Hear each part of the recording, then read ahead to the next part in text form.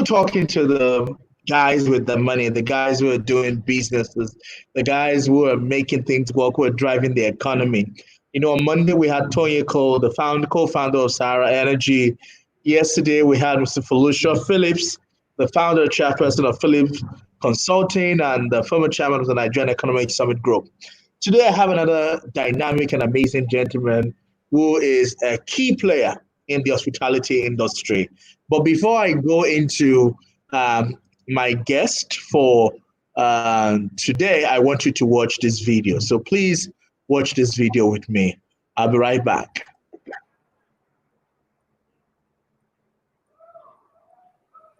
Invested over $140 million. Nigeria's 853 kilometers of stunning Atlantic coastline offers massive potential for growth in the leisure sector, and new developments are springing up along the Lagos coastline. Riding the first wave of investment is Landmark Africa. They've invested over $140 million into building West Africa's first ever city beach, leisure and lifestyle center. Landmark Village has its own international restaurants, five-star hotel and helipad. Here at Landmark Beach, members pay $150 a year to access leisure activities and 100,000 square kilometers of private beach. I just kayaked today for the first time. It was very intense, but it's so much fun. But for me, it's laying out and getting a tan. It's like a getaway from the stress and hustle and bustle of Lagos, like the traffic. You come here, you feel like you're in this serene space. So it's just a mini vacation getaway. It's a staycation.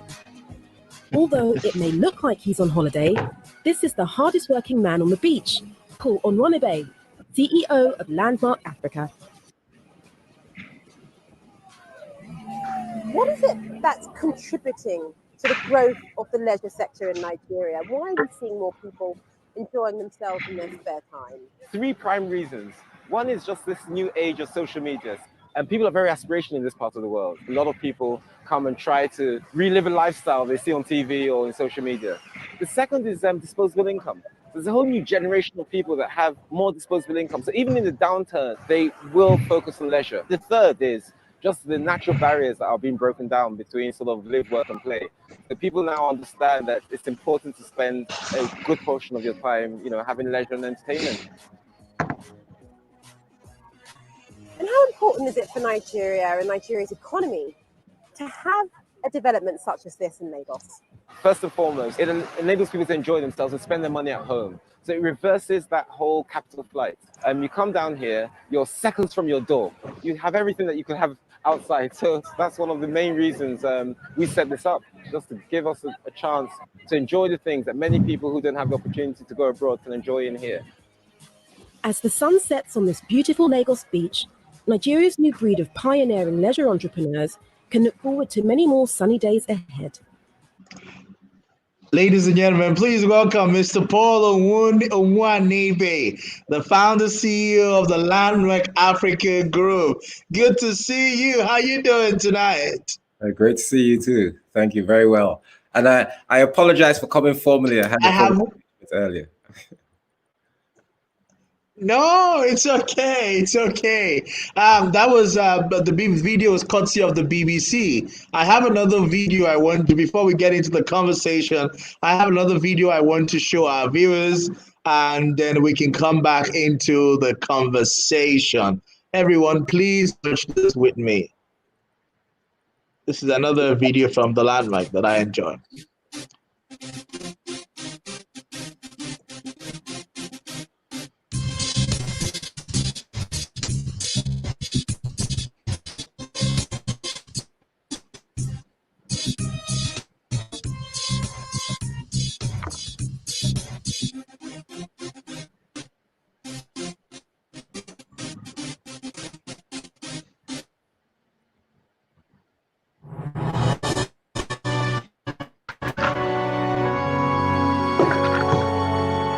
On the last episode, we met Africa's city builders. What started this dream was when I set up this business in London, almost 20 years ago now. After about 5-6 years of getting, bashing about in Europe, I decided to go to Africa, a destination and an area that I know very well.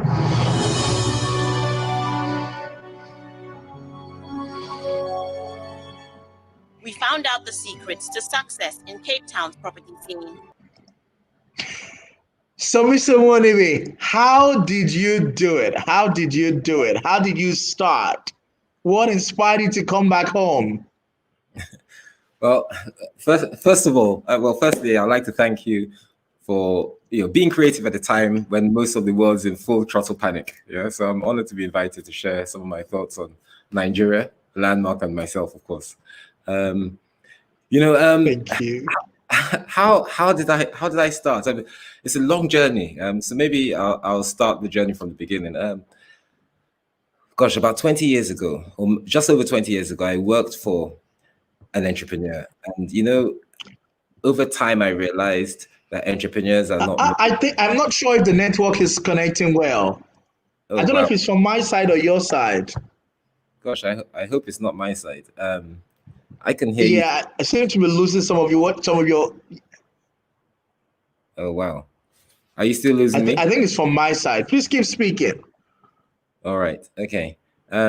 Yeah. So well, I hope it's not from my side. I have all the bars on my internet here, but I'm at home. You never know. Maybe one of the children are watching the video.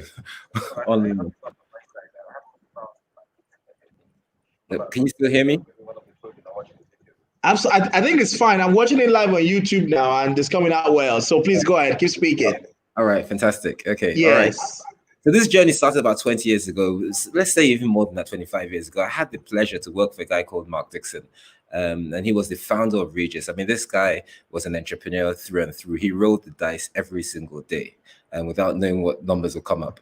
And some of the bets he made were big bets. But I tell you, one thing that I found that's common in entrepreneurs is just pure self-belief and passion. They're prepared to get into the trenches and come out of those trenches. They're prepared to do anything that it takes within the legal limits and within sort of moral limits to ensure that their idea comes to fruition. They say that many people have good ideas, but very few people have the ability to execute on these ideas. So I worked with him, and at the very beginning, there were 7 of us in the company, and he had this idea to enable businesses to basically convert the office market into the hotel market. So the idea was serviced offices. It was the genesis of serviced offices in the early 90s.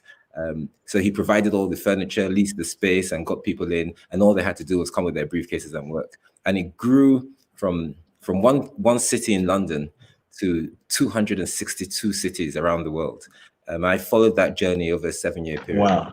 He started this business with 200,000 euros at the time. And when I was leaving, he floated it on the NASDAQ for $1.4 billion. So in 7 years, he made an absolute bundle. Now, at the time, we were leaving. I thought to myself, maybe I should go and try my hand at this. So he supported me. I started this business, a similar business, but not exactly the same. And I wanted to sort of target the businessmen that actually didn't have bang for buck. They didn't have the money to open up big offices in big places. So it was all about conferencing, video conferencing, secretarial support, and a little bit of real estate. And after a year or two, it was really, really tough. And most people advised me to go back and get a day job. And I thought, you know what, it's not for me. I mean, we struggled along. And I opened up in London and a few other European cities, I think six of them, Frankfurt, Prague, Madrid, Brussels. Anyway, and as you know, it's amazing now that we talk about, one of the key things about the pandemic is this Black Lives Matter issue, right? And I basically had a bloody nose in most of these cities. But a few years later, I thought to myself, well, where do I know the most? And I thought, well, I know Africa and I know Nigeria. And I thought, but I didn't want a Nigeria business. I wanted an Africa business. So I thought, all right, you know what, we'll set 4 corners of Africa. A global business. Yeah. So I rolled the dice, packed my bags, and came back to Nigeria. We set up in Lagos for the west of Africa, Nairobi for the east, Johannesburg for the south, and at the time it was Cairo for the north. And then we started this business, and it became immediately apparent that Africa was yearning for something like this that could just make life easier for people to start business. So we did actually quite well. I used a lot of contacts I had with international organizations that came to use our facilities. But there were some shortcomings. more in the west of Africa than in the south. And the shortcomings came from property, came from governments, came from property, and came from so as we know in Africa at the time, and we're now talking early 2000s, mid 2000s. First of all, the governments were not that supportive. The property rules and regulations were not clear and transparent. There was very little. There was very little of an enabling environment, and buildings were not subject to any sort of real international standards. So leasing other people's buildings and leasing those out as service offices just simply was tough. So we realized that to play in this ground, we had to create our own buildings. And one of the things that my old boss say to me, said, find out where the people are going and get there first. So that was my motto at the time. And I thought, okay, you know what, I've got to figure out which are the sort of big cities in Africa. And Lagos, Nairobi, Joburg, and Cairo was 80% of Africa's GDP. So that's where people are going. Now we had to figure out where in those cities. And it occurred to me that Africa has, different African cities have similar problems. Security, infrastructure, power, loads of people, everything very dispersed. So lots of people don't, you don't want to work, live, and play in different places. So I thought to myself, we should start looking to creating destinations. And that was basically the birth of Landmark Africa as you see it today. And that's a story in a nutshell. I think a bit more about that later. But, one of the things I did say today, I'll let you take the lead on the questions anyway. So I just ask myself a question and answer it. So there are a few things I wanted to find out. First was, so there's some for the large scale business and there's some for the small scale business. So I think let me start from here. You came from the UK, a different business culture, a different environment where things move really faster, things move in a different way to what we have here, where licensing can be an issue, getting a permit can be dramatic. What are the 10 core business lessons that you've learned from doing business in Nigeria or in Africa that every entrepreneur or business owner that wants to do it big or do it well here must be aware of? Oh, well. So let me start from the lack of the non-obvious. So one thing you need is passion. If you don't have the passion, you will give up because the pains are plenty. So one thing you must have is passion. Another thing you must have is belief. You must believe in what you're doing and believe in yourself, believe in the right way. So I always say to people, there are a lot of positive people in the world and there are a lot of negative people in the world. And it's very important to get rid of the negative people around you because that's really what grinds away at belief. I think positivity is the one thing that's built the world, and it's built the West, and it's probably the best results in education as well. So that's the obvious. But the obvious things that you would need, and I think anybody who's been to a place like Nigeria and Africa will have the same view. So you need finance. You need to understand how to source finance, how to convince people that they're into money. Because the bottom line, investors only invest if they get return. So that's important. The second is that you need good partners. They always say many people avoid partnerships because they're worried about getting into fights or misunderstandings and stuff. I always say it's the choice of partner that matters. If you choose a good partner, you will do very well. If you choose a bad partner, then you will suffer for it. So I've forgotten the book, but they say people first. First who, then what. Right, so you get the right people on board, either working with you or working for you, and then I would say the third thing is how do you navigate the infrastructure deficits in a place like Nigeria. I'm hearing myself. Oh, sorry. Yes, so please go ahead. Thanks. So one of the issues, how do you navigate the infrastructure deficit? Because in starting especially a real estate business or anything that you need to build anything, you realize that there's so many things that are missing. There's no sewage system. There are very few roads, no water system. There's no security system that secures your own goods. So there are many things you have. There's no power. So there are many things you have to provide yourself, and how you towards doing it in the most cost-effective way is very important. And then the last thing, as we all know, is something about developing nations in general, Nigeria in particular, is it's very hard to do any business without having some form of government relationship. You need to figure out how you work your relationship with the government, hold on to your ethics, provide the things that benefit the government, and build a rapport with the government so they can support you and you can support them in their. And that's probably the most difficult part of it, because there are many things that apparent to the naked eye that you feel are working against you, and it's very hard not to lose your temper. But as I said at the beginning, empathy is it's a very important virtue. And if you find some empathy, if you understand how governments work and governments understand what your benefits are, then somewhere along the line you can find some magic formula to make sure you can progress.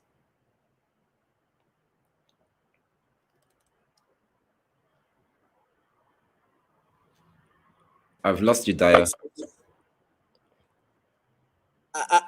I'm here. Can you see me? Yeah. I can see you. Yeah. I think I'm still here. Okay. I'm trying to. The other line is really giving me a lot of challenge. So. Okay.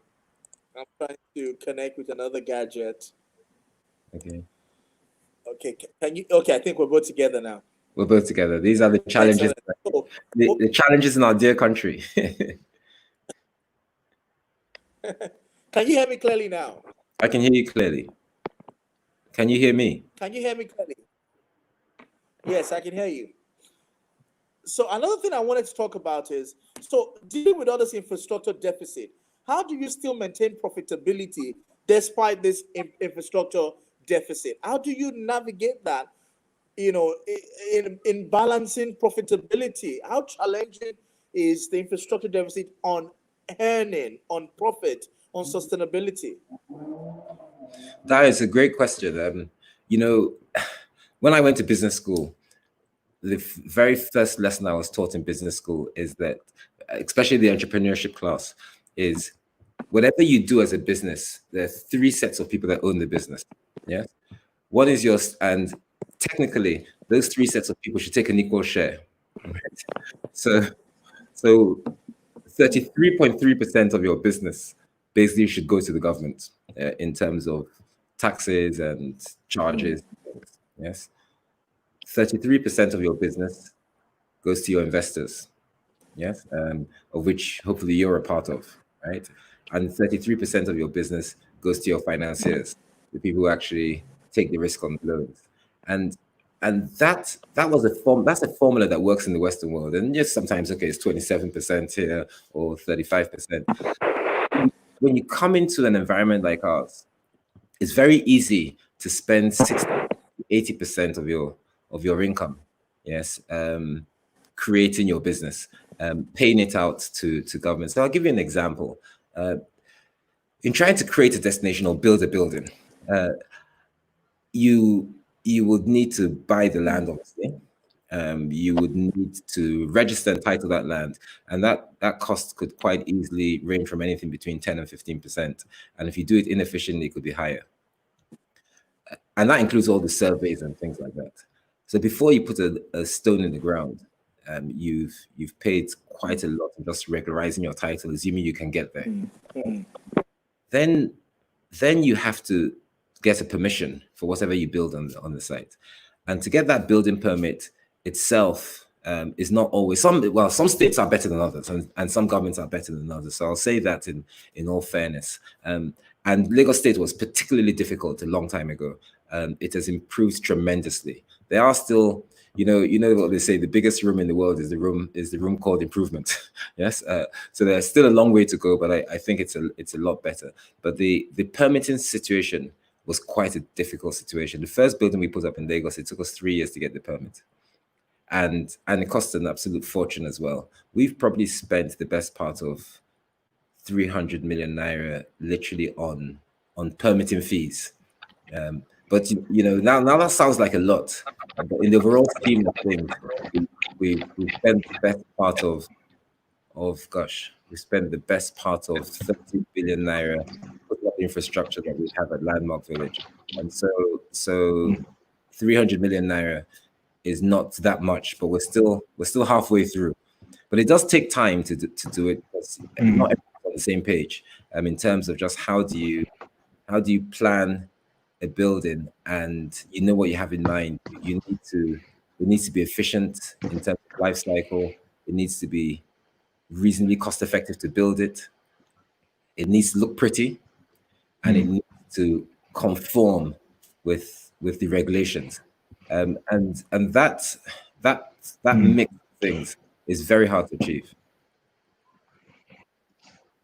And another challenge that also happens is in terms of raising equity and raising finances.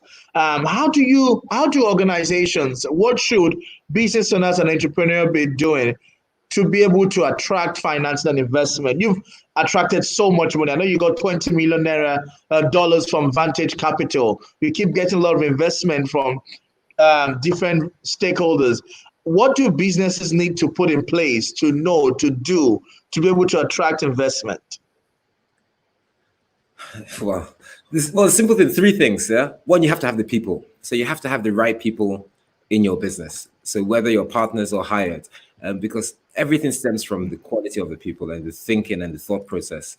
And people who are capable of critical thought, people who understand how to solve problems, people who are not negative, and people who know how to take things forward, who know how to deliver. So that's the first thing. Once you have the people, the next thing you have to do is document your plan. You need to understand exactly what it is you want to do. You need to look at the boundaries of that. You need to understand the supply chain. You need to document it. Many people call it a business plan. You can call it anything you like, but it needs to go onto paper in a way that someone who doesn't know you understands it. And then the third thing is you need to be able to contact and connect with people to introduce you to potential financiers. You need to connect with people. Yes, you need to understand what is good for your business. Is it equity? Is it debt? Is it mezz finance? So you must understand exactly how you structure your finances. And a lot of businesses that at one stage do quite well can do quite poorly if things go wrong. So we've seen our challenges, by the way. We've poured a lot of money into what we've tried to create, and apart from the infrastructure challenges or the regulatory environment challenges, we've seen the challenges with the dollar naira, because when you're building real estate, 70-80% of the real estate is abroad. Yes, it's imported. 70-80% of what you use to build is actually imported. It's you use dollars to buy it.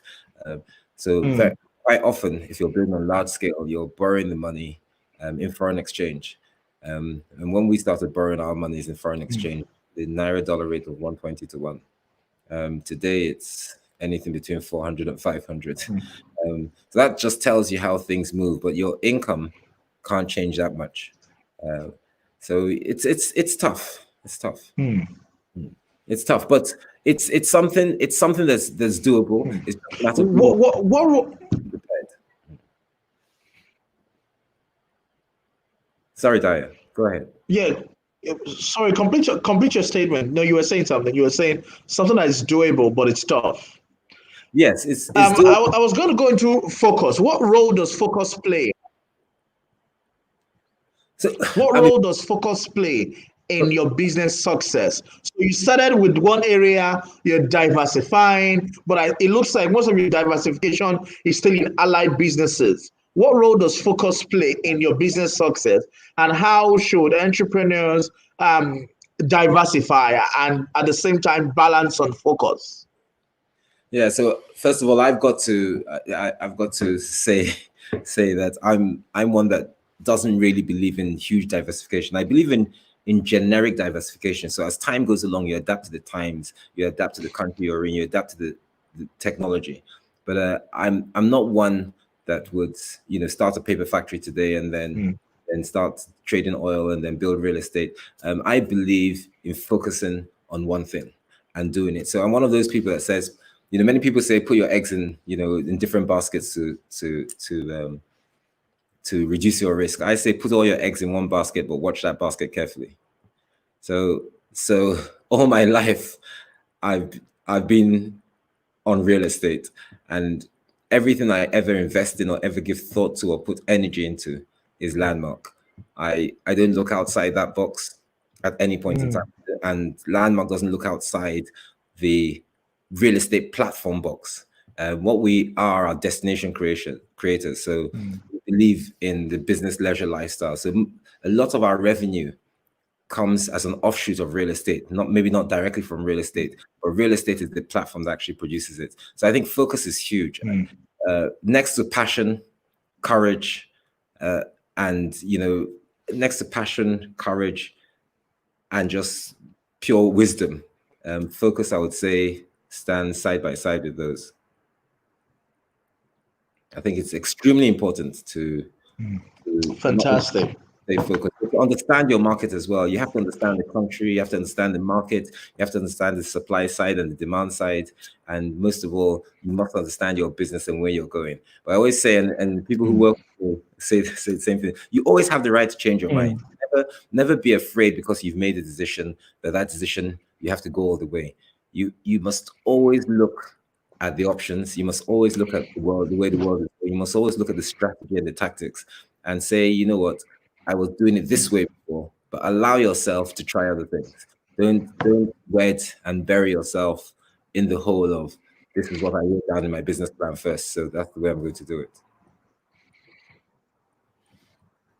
What are your views on taking risks in business? What kind of risks have you taken in your business journey? How were they? What were the good ones? What were the bad ones? And what were the lessons that you've learned about taking risks? Well, that's a wide question. So, I mean, risk taking is part of business. If you're not ready to take risks, get a job and get someone to pay your salary. It's really as simple as that. Everything about business is about risk. So, and people overcook risk. Risk is not something to be afraid of. It's just something to understand and be aware of. It's like driving a car. You take a risk every single turning you take. Get into a dead end, you could get into a ditch, your car could break down, you could go the wrong way, but you continue. But because you want to get to a destination, you keep on driving, right? And business is the same. And when I look at the span of business, and it's a long time, so I can't all the risks. But if I could think of some of the big risks, so coming into Africa was a big risk because I did my secondary school education in Africa, and my early secondary school education. And a bit of my university education and left. So I'd spent the bulk of my time abroad. And coming back into Africa, I had a very poor understanding of Africa. So I thought that was a huge risk. The second risk is when you choose your partners, because you never really know what synergies you can derive from choosing partnerships. So from the partnerships, that was a risk. The countries we chose to go to, we walked into countries that I hadn't known. Just whether it was Kenya, South Africa, Ghana, Libya. You go into these countries, you try to examine the countries, you look at the political framework, you look at the financial framework, you look at the geography, you make a lot of guesses, and you choose a spot and you say, I'm going to buy a piece of land here. It could go wrong, it could go right. You've got the risk of the community. Wherever you just station your business, a whole load of risks, because you never really know how enabling the community will be. So you could quite easily be in a place where your roads are bad, nobody really cares about your security, nobody cares about how your business goes, and it's a huge risk. If you've invested tens of millions of naira or hundreds of millions of naira somewhere, then you are literally in risk country. So there's that. In terms of other risks and smaller risks, the risk of advertising and trying to get your markets. You have to decide who your clients are, and then you've got to say, where are they? Let me find out where they are. Let me talk to them. And it's not, you could spend a lot of money not finding the right people. So that's always a risk. When I started my business, that was my biggest risk. I raised a £50,000 loan in the UK to start the business, and I spent probably 3/4 of it advertising in the wrong places. The risk of hiring people. Wow. Yeah, the risk of hiring people is huge, because if you get the wrong people in your No, sorry, please tell us the story about advertising in the wrong place. I think it's something that we can learn from. Can you dig deeper into the whole, the whole experience? Yeah, so when I say advertising in the wrong place, so if you can imagine, Can you tell us more about we're talking 20 years ago now. So a lot of the advertising was print media, television, radio. There was, the internet was barely alive then. There's not a lot of digital advertisers. There's no such thing as Twitter or Instagram or Facebook, no such thing as LinkedIn. So it was a different world then. So you had to choose what newspapers to advertise in. You had to choose what sort of sessions to go through and put your advertising up. You had to choose what TV stations to go on to if you could afford a radio station. So I just chose the wrong ones. I thought my client was the yuppie in the suits, and yuppie was the term used for young, probably mobile people, people who literally had great cars, lived in great places, well educated, and were looking for services. So that was my client. So I advertised in places that client went. So I advertised a lot in the Financial Times, advertised on Bloomberg. I did a lot of advertising on some other TV stations. And wow. And they were all very expensive. One thing it did do for me, though, it taught me that all that glitters is not gold, first of all. But it also taught me that the difference between direct advertising and direct advertising. So to put that into perspective, direct advertising is when you advertise and you expect someone to phone you. So you say, I have this house for rent or for sale. My phone number is 0800000. Call me if you want to buy it. And someone sees the advert and calls you. Right? Indirect advertising is literally relationship advertising. So indirect advertising is where you're just literally looking for people to know that you exist, and you want them to tell other people, and you want to build your credibility in the marketplace. And I found out that indirect advertising is a lot more important, a lot more beneficial than direct advertising, because if you chase direct advertising and you don't hit your market, your money is gone. The thing about indirect advertising is almost like carpet bombing. You're telling a whole set of people the best possible story you can tell, and they're bound to tell other people. And when it's time to call you, they'll remember. If they don't remember your name, they remember your number. If they don't remember your number, they remember your name, which is why it's very important to choose an easy name in a business. Because if you choose the wrong name, people just simply don't remember it. So they remember, oh, there's this service, great service, it could do X, Y, Z. But the name was like my surname is Onwuanibe. If I had named my business Onwuanibe, I could probably comfortably say that 80% of my clients that have supported me over the last 20 years probably wouldn't have found me, because they wouldn't have remembered the name.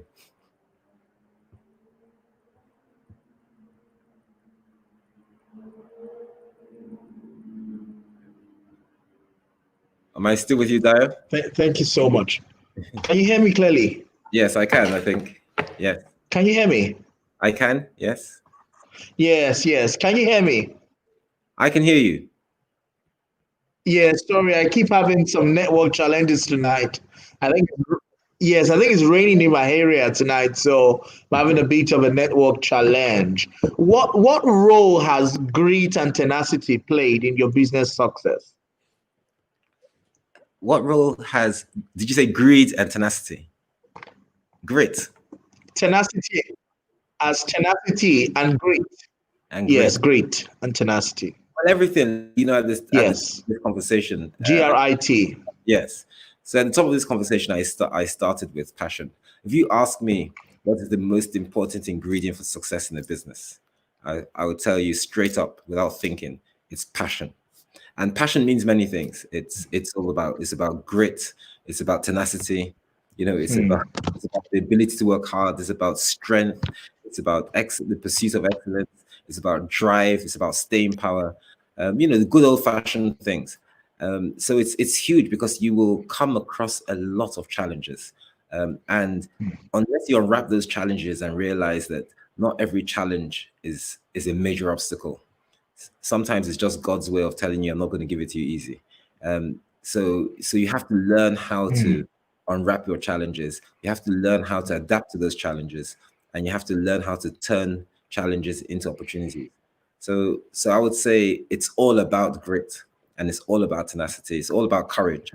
Courage is a strange word to use in business, but it's important. It's a very important word, and people underestimate how much courage is required. Because you dive in with 2 feet. You have no control over the marketplace. You have no control over the people who finance you. You have no control over whether anybody even wants your service.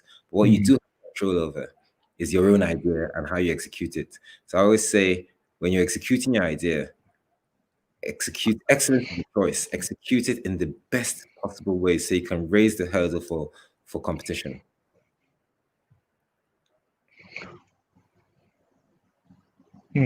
So you have fantastic people working with you at the Landmark Group. You have Yewande, you have Tega, you have a lot of exceptional people working with you. How do you attract and retain quality people on your team? Oh, you know more about my team than I do. I didn't realize you had spoken to all these people. How do we go about retaining quality people? So first of all, we try to get the best people. And if we find out we've made a mistake, we try to cut it out very early. So how you hire is extremely important. I always say in sort of our strategy meetings in the office is, the front door is not the most important door to watch in a business, it's the back door. The people who come in, unless you have a crystal ball or a mind reading function, you can't really determine how good people are. But what you've got to watch out for is try to put good people in and allow the bad people to leave. And that's probably one of the most difficult things to suss out. But I would say that it's important to try to treat people well. I mean, these are very tough times we're going through. A lot of people have been laid off. A lot of people don't have jobs. A lot of people have serious welfare and social issues. And it's at times like this, I think organizations have to stand up and be counted, not just from a financial point of view, but also from a social point of view. It's important to interact. It's important to communicate. It's important to have live sessions and engage with your people. Some people obviously appreciate it more than others, but some people really have real bread and butter issues. So it's important to also show them the link between the success of the business and their own personal success.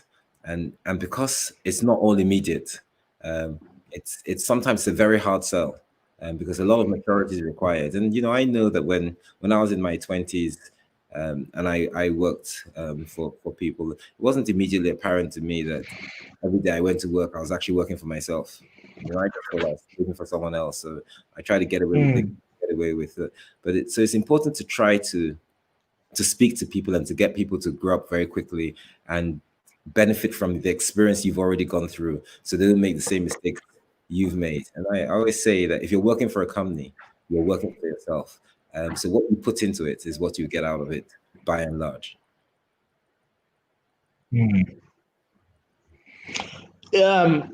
You're in the hospitality business, and it's really affected by COVID. No flights, no tourism, no holiday, and all of that. What do you think is the way forward for the hospitality industry post-COVID? I mean, this is a crazy thing. So I want to put some things into context for you first. So we're in the business, leisure, and lifestyle business. We're in the business of creating destinations. And to put this in perspective, 6 months ago or 7 months ago in December, we received an award, I think 2 in the last 3 years, as the most visited destination on the West African coast. 6 months ago in December, we had 300,000 visitors to Landmark. Last month in June, we had less than 600 visitors. Our currency at Landmark is footfall, is people, right? And so we hope people come and they spend their money, and not all the money comes to us. It goes to a lot of our clients, but our currency is footfall. So what this pandemic has done is, apart from the health crisis, it's created a huge economic crisis as well. We have costs in excess of 5 million naira every single day. With no income at all. So these are extremely tough times. Now, in terms of hospitality, and I put this into perspective because there are 2 things I'm trying to say here. One is businesses like ours would need support to survive. And when I say support, it would need the private sector working with the government to understand that businesses like this, A, can't fail, B, they have to progress and they have to retain their employees, keep people economically active, and provide a service. The second part of that process is, what do businesses like this do for the economy? From a hospitality point of view, it does a number of things. It brings in foreign exchange.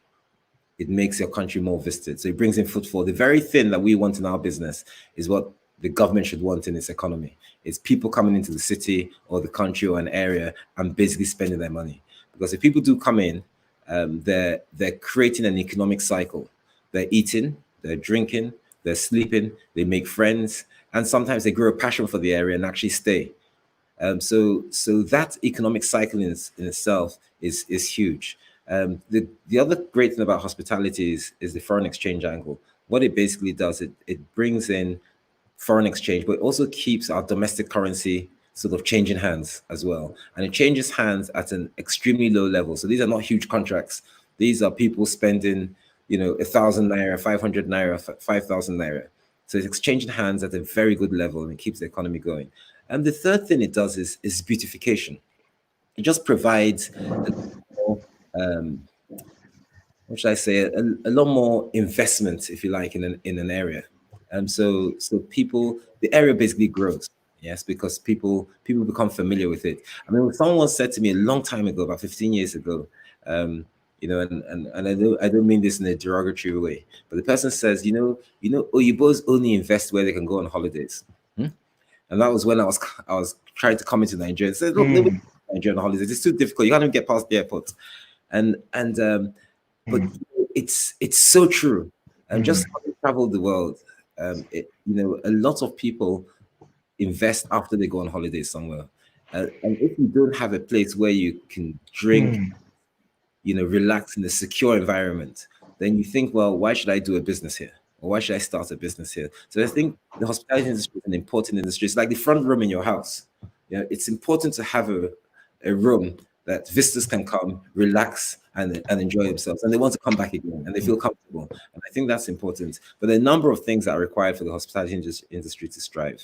It needs infrastructure, roads, access. It needs beautification. It needs a traffic solution. People are not prepared to spend 2 hours to go somewhere and spend 20 minutes. It simply doesn't work, right? It also needs a little bit more relaxation on the regulatory framework. So I think it's important that the people who are there to create policy and make decisions on how businesses play in this environment need to look at all sides of it, need to see the benefit of what businesses do, apart from the employment, apart from helping the community, apart from the tax receipts. Just providing alternatives in a country is a big play on its own.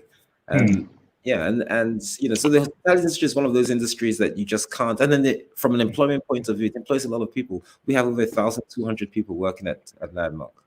And in building it, every square meter of real estate you build employs 3 people. So when we say we've built 130,000 square meters of real estate, it means in that time, we've employed almost 400,000 people. So the more real estate you can provide, the more people get employed, and the more the economy. The more jobs you can create. More jobs you can create. And creation of jobs is not jobs alone. It just increases the number of economically active people in a space. So when you come to times like this, that's what keeps countries alive. I'm in London at the moment, and here, what the government has done, just from a perspective, they've literally gone to source. They've paid everybody's salary that earns under £3,000, 80% of their salaries. Everybody. That was, and the reason why is simple. Is because they want them to be economically active.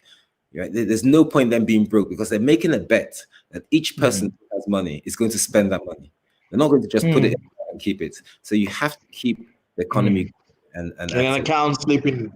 No, absolutely. How do you deal with competition? Competition, you find competitors who are also trying to do the same. How do you deal with competition? Oh, well, we love competition because competition is not a bad thing. It's actually a great thing. And the reason is simple, is because what it does in an industry, it just makes an industry a lot more desirable. It makes it it gives it a lot more attention, and it makes it a lot more public. So if you have competition, it divides your advertising dollars. Right? If you're spending $1 before and you have 3 competitors, you only need to spend 30 cents. Right?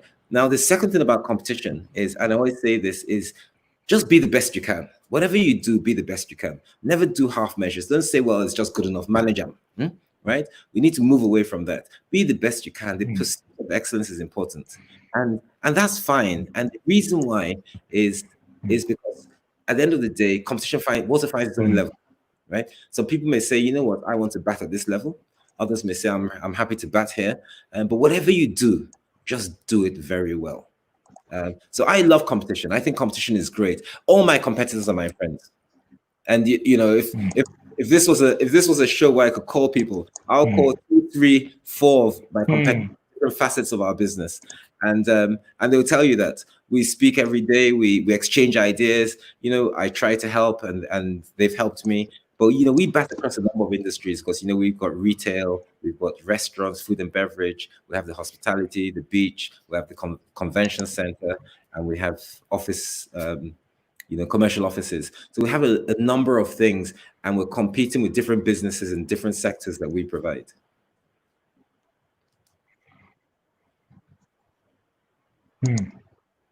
What should government be doing to support the players in your industry?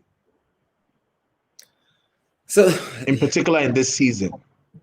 Well, in this season. So I would say, I think I said at the beginning of this conversation, what we're going through this season, because this season is the elephant in the room, by the way, right? And what do we call this season? So usually people say, do you know what a black swan event is? So a black swan event is an event that's extremely rare and people panic when it happens. So the World War would have been a black swan event. September 11th would have been a black swan event. Even the internet, yeah? But it changes the landscape. Katrina was a black swan for New Orleans or for that area.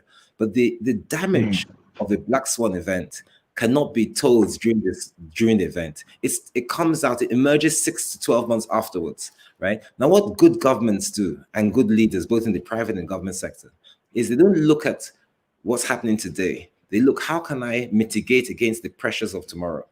And there are 3 things you have to do during a black swan event. The first thing is supply chain, right? You have to ensure that the supply chain is still active. Businesses can still trade to a large extent, right? And the economy is still active. The second thing you have to do is you have to take care of people, their welfare. They have to have access to services, or education or utilities, but you have to make sure that people are fine. You can have a revolving finance. And the third thing is you must take care of businesses. Businesses must survive because they employ the people. And these people have to be economically active. So those 3 things alone, right? And look around the world, the governments have had the bank to be able to do this, right? Will be able in a way lessen the effects of after the storm. So I think if you asked me what governments should do, I think spend on infrastructure, because the money will go around. Use this opportunity to improve the environment. Help people, make sure the palliative measures given out to people to ensure that people can eat, people can go to hospital, people can still get educated, and people have access to basic services. Yes, extremely important. And the third thing is safety and security. You have to keep people secure and keep people informed. You know, communication during a time like this is huge. It's, you know, everything you say it's important, because at a time like this, there's so much that goes on in social media that's not true.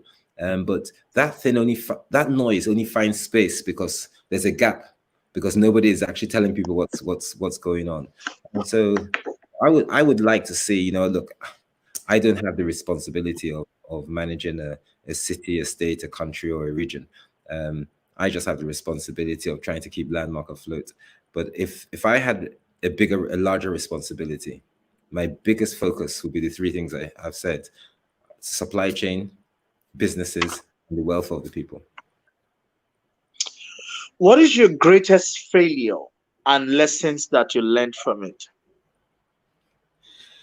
Well, so what was my greatest failure? Gosh, I've millions of failures. So to figure out which is the greatest is a tough one. But let me so I talked about the advertising. I thought that was a pity. But one of my biggest failures or regrets, and I won't call it a failure, but I would, I told you I worked for a guy called Mark Dixon. And when I started working for him, we worked from his dining room table. After about a year of working with him, he couldn't pay our salaries. There were 7 of us that worked with him. He couldn't pay our salaries because he didn't have the money. The business hadn't blossomed to the point.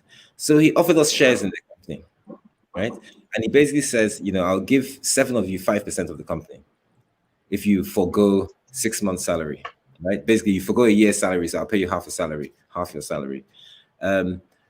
There were 7 of us, so that was 35% of the company he was prepared to give out. Of the 7 of us, 4 people took his offer, and 3 of us didn't. I was one of the 3 people that didn't. And I didn't take the offer for a number of reasons. First, I was immature to some extent. But second, I had literally just gotten married. I had little kids. I had real bread and butter issues. I had a mortgage to pay and a family to feed. So I didn't know how I could do that. But when I look back, it's very easy. And that's why I say business is about courage, because it's very easy to make decisions when you think there's risk. But if someone says to you, I will definitely give you ₦1 million tomorrow if you give me 100 naira today, you will do it, right? But if someone says, I may give you ₦1 million tomorrow if you give me 100 naira today, you just tell them to go away. So I didn't take the risk, and I found reasons, and we're human beings, so we find reasons why we don't do things. But I worked as hard as I could, and I worked for him. As I said, 7 years later, this company floated for $1.4 billion, right? Each of those guys that took that deal, 6 months of not being paid, cashed in $55 million each, right? I stood on the podium with them, celebrating, and we shook hands. But these guys I was shaking hands with had just cashed with $5 million. I got a handshake for all the work I had done, and I was the head of the property and logistics team at the time. So a lot of the work, late nights, early mornings. I flew to over 60 countries. We used to sleep on the plane. I mean, it was crazy stuff. That 7 years of my life was the busiest 7 years of my life. I worked like an animal for this guy, and and I no regrets, and I was extremely pleased because everything I know I learned from there. And so I would say the failure there was just the failure to grow up quickly, to anticipate, and to be a lot more critical in my thought and analysis than I was. I looked for the negatives. I looked for the excuses. Oh, but I've got a family to feed and a mortgage to pay, rather than, well, how do I manage my family and manage my house situation, and how do I get this company from good to great, and make sure that it does well and probably do well at the back end. So that spurred me on. As I said, I left, and to be fair, my boss, he gave me £500,000, which was a hell of a lot of money at that time. And then that's what helped me start my business. I lost it all, by the way, right? Which comes to the second failure. Wow. Yes, yeah. I lost it because I invested in a lot of things that just didn't work. And that's okay. So that was what I was talking about, focus. Yeah. So you invested in a lot of money. How do other people avoid that? There's so many opportunities, so many nice things to do. People say this is the next thing raining. Maybe cable cars will be good. There are too many ideas. So from those failures, what would you never do again? I would never, I said it earlier, I would never look outside Landmark, and I'll never do anything that's not property. I won't do anything that I don't understand. And I think that's the biggest lesson you can ever learn. Don't ever do anything. Don't invest your money in anything that you do not understand, irrespective of how people convince you.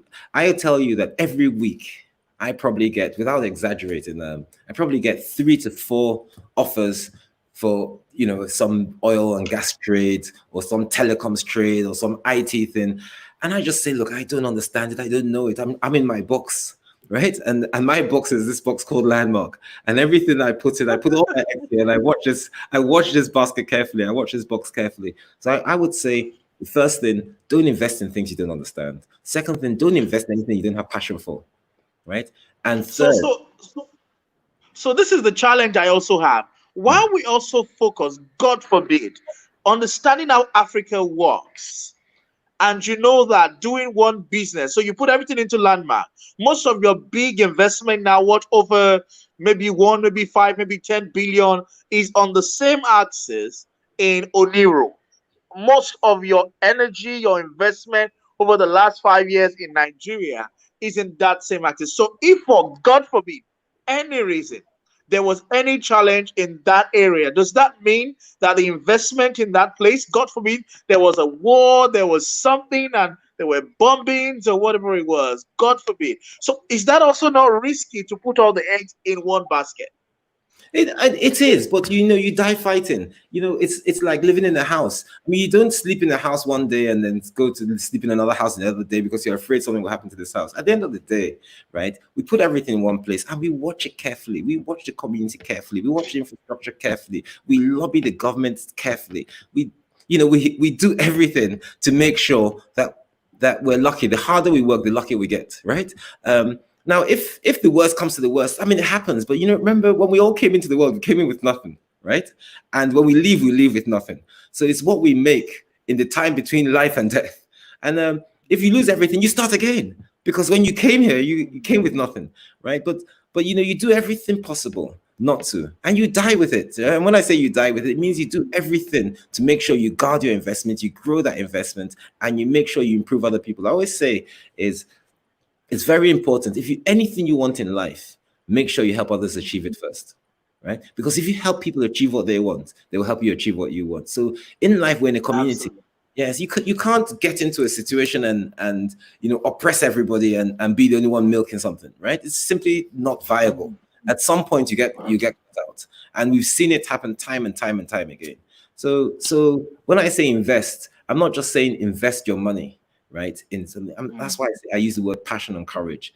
You're investing in the people in the business. You're investing in the community. You're investing in the business. You're investing in your stakeholders, the customers that are yet to come and the ones who have come. So, you just show that, this actually matters.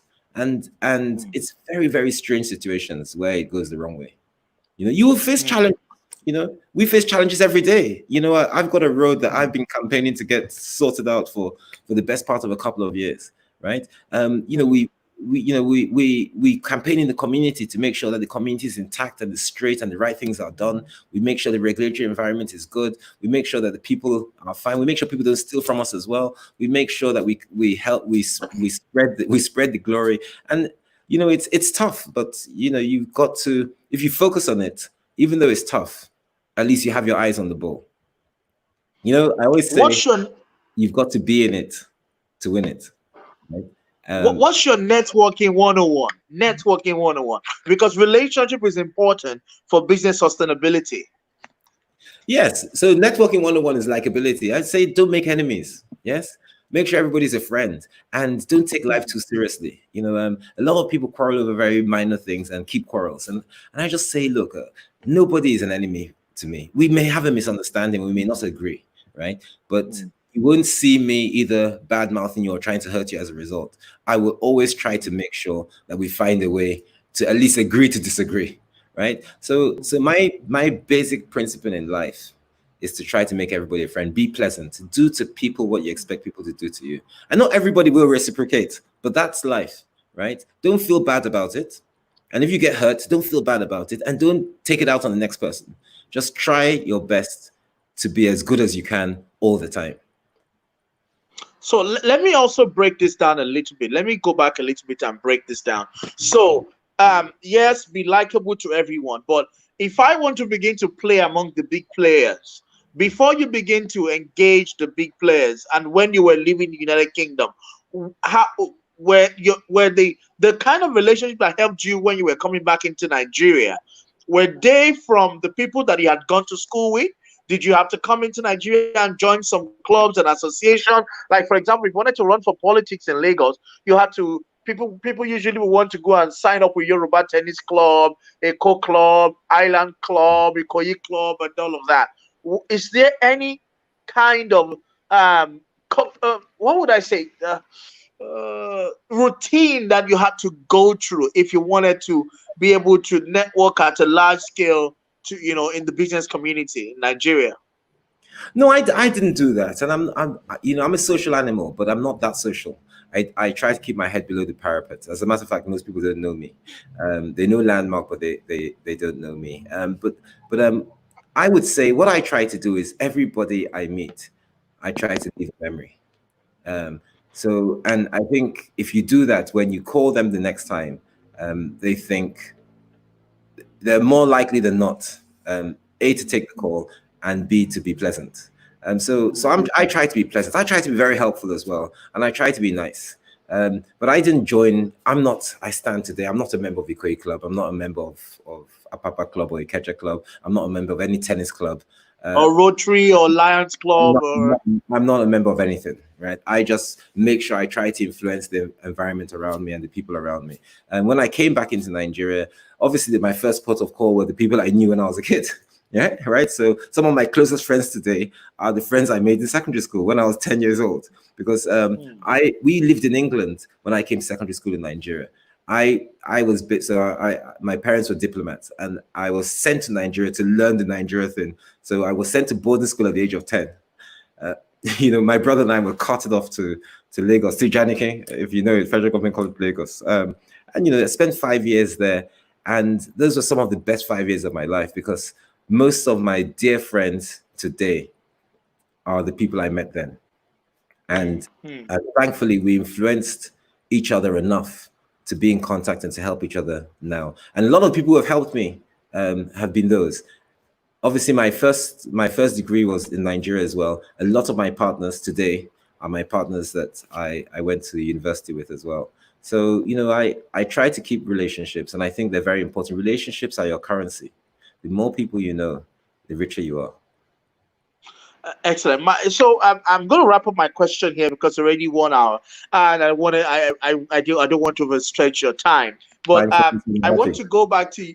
As the time flies when you're happy. Yeah. So now you talked about, you've been a very reserved person. You're a very quiet person. You don't actually you're social, but also not social. So there are a lot of entrepreneurs who also have that kind of features. They're reserved, but they have to push their business. So how do you maintain your privacy and still ensure that your brand has visibility? Well, I just make sure the brand. So when people say brand, people think it's a name. Brand is an experience. So if you have a business and you make sure that everybody who interacts with your business has a pleasant experience, that's what brand value is all about. So I just make sure that the people who work with us at Landmark and the people who influence the experience at Landmark, the pursuit of excellence is their destination, is their goal. Because that's what will build the brand. It's not playing tennis in Ikeja Club or squash in Ikoyi Club. That's a different kind of relationship. But I think it's important to just make sure, as I said, be the best you can at all times. Excellence is a choice. Pursue it without regret, without retreat, with so much rigor. And you wouldn't go wrong there. I don't think you need to stand on top of the mountain and call your name out. The less a business is associated with you, the better. The more a business is associated with a brand and an experience, the better that business is. Because these businesses basically have to transcend us. We're going to move along soon, and these businesses have to stay. What percentage of your business goes into your marketing? That's a tough one. Initially, it was a very high percent. I would say initially it was probably anything between 10 and 15%. At this stage, it's much, much less. Right now, we barely market. The marketing we do is more internal than external. So we just try to improve the customer experience as marketing. So we spend a lot of money trying to make customers feel better. And hopefully that they will tell your story for you. But that's because of the nature of our business. If I was a web designer, obviously you have to find ways to market. But then again, it's the same principle. If every time you produce a website and you do it in an excellent way, everybody who sees it will come back to you. And I just say, just be the best you can.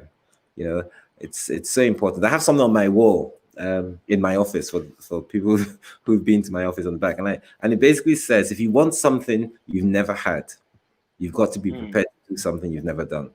You know, and many people don't quite get that. Many people want a lot, but they're not prepared to suffer and hurt themselves to get it. But it's such an important thing is that, you know, being excellent is not always easy, because you've got to do things a lot more. It's like going to school and taking an exam. You know, if your goal is just to pass the exam, then it's fairly easy if you're smart. But if your goal is to be the best, you're going to make some sacrifices. And I think you've got to take business the same way. You've got to make sacrifices. What's the next big thing for Landmark? Well, the next big thing for the group. So we've got two things. One is to replicate this destination in another city. But in the city we're in now, the next big thing is that we're building a 4-star leisure hotel under the Marriott brand, and the 200 units. Why 4-star? Why not 5?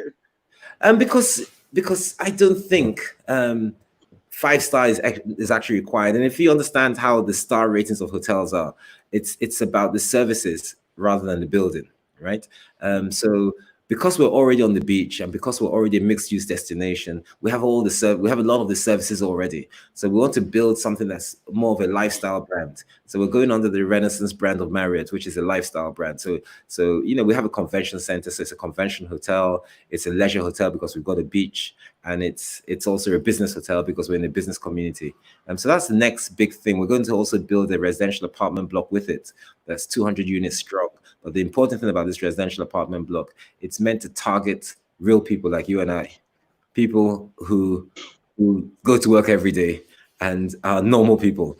We don't want to target people who literally just buy it and stock it and keep it as an investment. We want people to live in it and enjoy the facilities in the ecosystem. So we're trying to bring it in at a price that's truly affordable. And in terms of sizes, it will reflect that. And you know, part of the thing that gives you comfort in doing business is successive administrations. And so when government is right, you're more comfortable. Absolutely. You know, I think if the government is right, and the government is business friendly, and the government is infrastructure friendly, and the government is people friendly, then I'm comfortable. If the government doesn't care about people, then I'm very uncomfortable. But yeah, that's just the reality. But I mean, you see it in African nations. The best countries in Africa are the countries where the government have cared. If you look at Nigeria, the best states are the states where the leaders have cared a bit more than the others. The best cities are the cities where the people in those cities have cared. The best communities. So even if you go around Lagos and you look for communities, the best communities are the communities where the people in those communities have cared for the community. It's very important to do your own bit, and it's not all about the government doing their bit. It's also about the private sector doing its bit, and we've got to remain, you know, ethical. We've got to remain strong, but we've got to also have a loud voice. We've got to basically say it and say it and say it again. There are many things I'm happy about with the government, and there are several things I'm unhappy about too. But it's not a fight. It's not a quarrel. It's literally just an understanding and to find the middle ground. Someone said, what sizes and prices are you foreseeing for normal people, Mr. Onwuanibe? I think we're talking about the apartments. so I mean, obviously the biggest thing behind an apartment, to buy an apartment, is the mortgage, is the finance. So if you have the ability to get finance, yes, then, and at a reasonable rate, then we're talking about studio apartments, 1-bed apartments, 2-bed apartments coming in at multiples of 20, 30, 40, 50, 60 million naira. So, but because of where we are and because of the services that are provided within the ecosystem, you'll find out that the prices are probably 30 to 40% of the prices of comparable apartments on the same road that even have less facilities. So give me a call if you're interested. You wouldn't regret it. So you can reach out to Mr. Onwuanibe if you're interested. You know, I said to someone, I said this generation is a generation that is thinking deeper than the generations that have, you know, come and gone or that are outgoing. People are more concerned about prosperity. People are concerned about luxury. And you know, that's why you see a lot of things that happen. People are inspired by luxury. What level would you consider yourself a luxury destination, or just a No, not at all. Luxury is the figment of one's imagination. I think, I mean, what we consider ourselves, we consider ourselves a destination that provides what people need. You know, I said the very thing that started Landmark. I had a saying: find out where the people are going and get there first. Find out what the people want and give it to them first. So what we are is we're a destination that meets people's needs. It's not about luxury. It's not about opulence. It's about functionality. And what the world is today, if you look at all the businesses, so whether it's Amazon or Microsoft, the businesses that have done well in the world today is because they've sold simplicity. They've sold either simplicity and the ease of getting it. So that's what we're selling. We're selling simplicity. We're selling functionality. We're selling a destination that has a whole series of things in one place that you wouldn't have to go out to get. So I won't call it luxury. Picture yourself 80, 100 years old in your nice ranch or on the island somewhere, maybe one of the landmarks islands somewhere, and you have your son in front of you. What would be the 5 lessons or message that you would give him? And that would be your my final question for tonight. What would be that lesson you would give to your son or your daughter? Well, so if you're going to write an email to your son or your daughter at 83 or 93, what would be the message? All right, that's better, because I don't think I'll be on the ranch. I'll be somewhere in Oniru, sitting down and looking out, making sure people are happy. But what will it be? No. Wait, though. So that says something. So I don't expect that at that time you would be in Oniru. Maybe somewhere in another area where you've created another landmark apartment, maybe somewhere on the mainland. Maybe you would have, turned the old Makoko axis into a major resort, something that has never been done before, the Yanawuro axis or Ikorodu or the Badagry axis. Think about it. So could be, but I have an affinity for Oniru, so I think I'll be there anyway. I think that's where it all started. And yeah, but I like it and I like the community, so I think I'll be there. But who knows the future? Yeah. Lesson number 1, I would say, whatever you do it well. Whatever you do it well. I'm writing down. Whatever you do it well. Whatever you do it well. Don't bother doing it if you're not going to do it well. So do it to the best of your ability at all times, every time. Lesson number 2, I would say, always help people to get what they want if you want to get it. Yeah. Always help people. Yes, help people to get what they want if you want get what they want. Yeah. So basically, don't just look after yourself, look after others as well. Yes. Number 3 is a slight dimension of number 2, and it's basically it's the one, I suppose, that is pinned in religion, is do to other people what you expect other people to do to you, right? So try to be nice, try to be helpful, try to be kind, right? Because that's how we all want to be thought of. We want to be treated well. We want to be treated with respect. We want to be treated in a kind way. And I think that's extremely important. Number 4, I would say be ambitious. No glass ceilings. Be ambitious. Be ambitious. No glass ceilings. No glass ceilings. Choose what you want and strive to get there, because the power of fulfilling dreams is in the dream itself. If you can't dream, you can't get to it. So you need to dream it to get to it. So I would say that's extremely important. The power of the dream is in the dream itself. The power of the dream is in the dream itself. Yes. And then the last number 5 is I would say you need to choose what it is that after you're long gone, and it's going to be written on your tombstone. What is it written? And run your life according to that. So what legacy do you want to leave? And the legacy can't be a Rolls Royce, because you can't drive it into your grave. It can't be a lovely penthouse apartment. It can't be a diamond ring. It can't be a watch. So whatever is you want people to remember you for, spend your life doing it. So if you want people to remember you for being nice, then spend your life being nice. If you want to remember you for being helpful, if you want people to remember you for changing other people's lives, then do that. But just make sure you pursue what it is. So if you notice, nothing I've said is about money, because you see, the money comes if you do all these things, right? Now, whether you give all the money away, or you spend it on your family, or you spend it on your friends, or you spend it on your nation, it's up to you, right? But the key thing in life is not to pursue money. It's to pursue these virtues, and the money will come. Thank you so much. Thank you so much. Ladies and gentlemen, we have been speaking to the founder CEO of the Landmark Group and the Landmark Convention Center in Oniru. We can call him the businessman of Oniru, Mr. Paul Onwuanibe, all the way from London, United Kingdom. Thank you so much for your time. We have learned a lot. Someone messaged me and said, this has been my favorite. So let me read it. It says, this has been my best so far. And, I think that it's been very practical and very interesting as well. Thank you so much to all our viewers who has been, watching and commenting. I'm trying to get that message the way she said it. I said, this has been, it is by far my favorite. And that is from someone that I respect so much, a senior person in the government of Lagos State.